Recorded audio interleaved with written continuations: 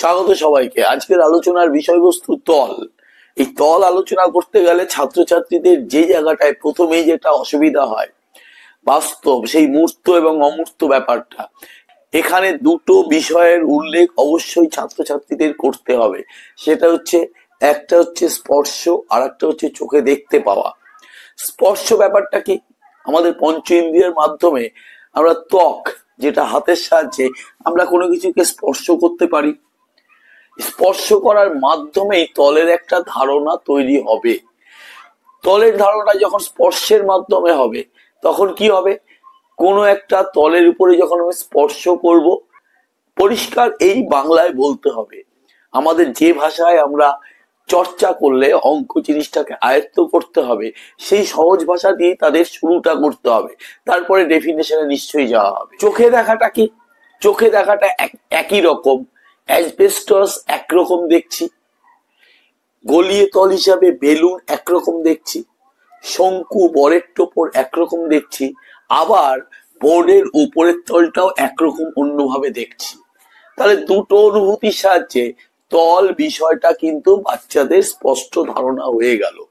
এবার প্রশ্ন আসছে, তাহলে ডেফিনেশনটা কি হবে? আমি এতক্ষণ ধরে যা বললাম সেটা নিশ্চয় ডেফিনেশন হতে পারে না।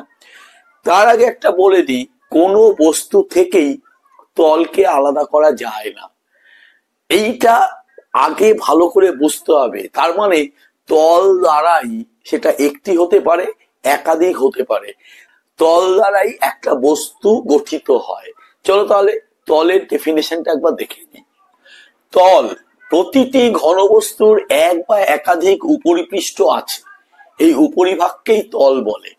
এবার এখন যা যা বলবো সেটা তল সম্বন্ধে বলবো, আবার সেটাকে যদি 1 নম্বর 2 নম্বর 3 নম্বর করে আমরা লিখে দিই, তাহলে সেটাই হবে তলের বৈশিষ্ট্য। তাহলে চলো চট করে একবার তলের বৈশিষ্ট্যগুলো কি সেটা একবার দেখে নেওয়া যাক। তাহলে বৈশিষ্ট্যগুলো যা দাঁড়ালো, এক পলকে আমরা একটু দেখে নিই। 1 নম্বর, দৈর্ঘ্য প্রস্থ আছে কিন্তু উচ্চতা নেই। 1 নম্বরের সাথেই রিলেটেড কিন্তু 3 নম্বর।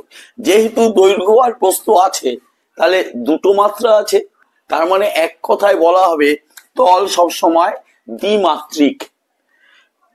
দ্বিতীয় নম্বরটা হচ্ছে, এক বা একাধিক তলের মাধ্যমে ঘনবস্তু তৈরি হয়। এইখান থেকে আমরা একটু উদাহরণে চলে যাই। এক বা একাধিক, একটা তলের ঘনবস্তু কি? ফুটবলকে ভাবতে পারো, গ্লোবকে ভাবতে পারো, একটা তল আছে। তেমনি যদি শঙ্কুকে ভাবা হয়, এইটা হচ্ছে শঙ্কু।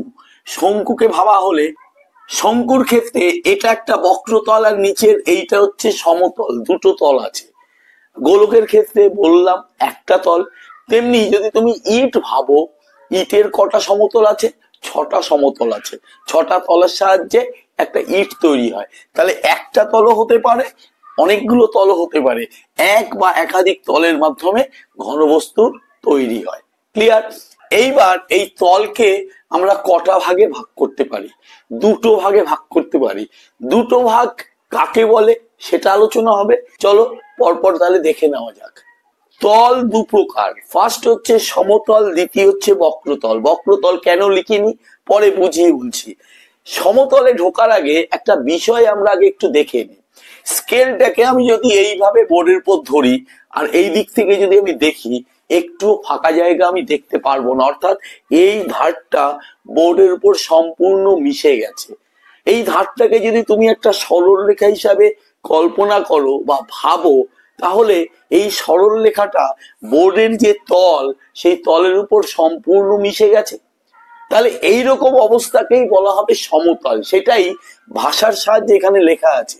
যে তলের উপর যে কোনো সরল রেখাকে স্থাপন করলে, এই যে স্থাপন করেছিলাম, সরল রেখার সম্পূর্ণ অংশ কোনো বিন্দু বাদ যাবে না, উঁচু হয়ে থাকবে না, সম্পূর্ণ অংশ উক্ত তলের সাথে সম্পূর্ণভাবে মিশে যায়, তবে ওই তলকে কি বলা হবে? সমতল বলা হবে। এইভাবে বুঝে পড়লে কখনোই মুখস্থ করতে হবে না। যেমন কাগজের পৃষ্ঠা, আয়নার উপরিভাগ, লিখিন বোর্ডের উপরিভাগও হতে পারে, হোয়াইট বোর্ড, ব্ল্যাক বোর্ড হলে আবার জল পড়লে সেই প্লাইটা উঁচু নিচু হয়ে গেলে আবার বক্রতল হয়ে যাবে। বক্রতল কাকে বলে? বক্রতল বাচ্চাদের বেশি মুখস্থ করাতে নেই। যত মুখস্থের বোঝা তাদের উপর জ্যামিতির ক্ষেত্রে চাপানো হয় না, তত তাদের আগ্রহ কমে যায় জ্যামিতিতে। জাস্ট এইটাকে উল্টে দাও, উল্টে দাও মানে এই জায়গাতে একটা না লিখে দাও, মিশে যায় না, তাহলেই সঙ্গে সঙ্গে সমতল না হয়ে বলে দেবো আমি বক্রতল, একটুও কাটা যাবে না। তাহলে বক্রতল কি? যে তলের উপর যে কোনো সরলরেখাকে স্থাপন করলে সরলরেখাটা সম্পূর্ণ অংশ উক্ত তলের সাথে সম্পূর্ণ মিশে যায় না, তবে ওই তলকে বক্রতল বলে। উদাহরণ কি? উদাহরণ হচ্ছে যেমন ফুটবলের উপরিভাগ, ডিমের উপরিভাগ, অ্যাসবেস্টস, অনেক কিছু আছে। যদি এদের মধ্যে পার্থক্য করা হয়, অনেক সময় দিয়ে দেয় প্রশ্নে যে সমতল আর বক্রতলের মধ্যে পার্থক্য কি, পার্থক্য হলে প্রথমেই ডেফিনিশনটা দিয়ে দেবে। একটা পার্থক্য হয়ে যাবে 1 নম্বর, 1 নম্বর। 2 নম্বরটা কি? সমতলের ক্ষেত্রে বলবে অসীম, সমতল মাত্রেই অসীম হবে। আর বক্রতলের ক্ষেত্রে 2 নম্বর, অসীম তো হতেই পারে, কিছু কিছু ক্ষেত্রে সসীম হতে পারে, অর্থাৎ সীমানা আছে। এইটা হচ্ছে 2 নম্বর পয়েন্ট। ক্লিয়ার ব্যাপারটা? আশা করছি পুরো বিষয়টা ছোট্ট করে এক জায়গায় এনে বোঝাতে পারলাম। যদি বোঝাতে পারি অবশ্যই লাইক করবে, কমেন্ট করবে, শেয়ার করলে মজা পাবো। চ্যানেলটিকে সাবস্ক্রাইব করবে, সাবস্ক্রাইব করে বেল আইকন বাটনটি প্রেস করে দিয়ে অল নোটিফিকেশনটা চালু করে দেবে। আজকের জন্য টাটা, বাই।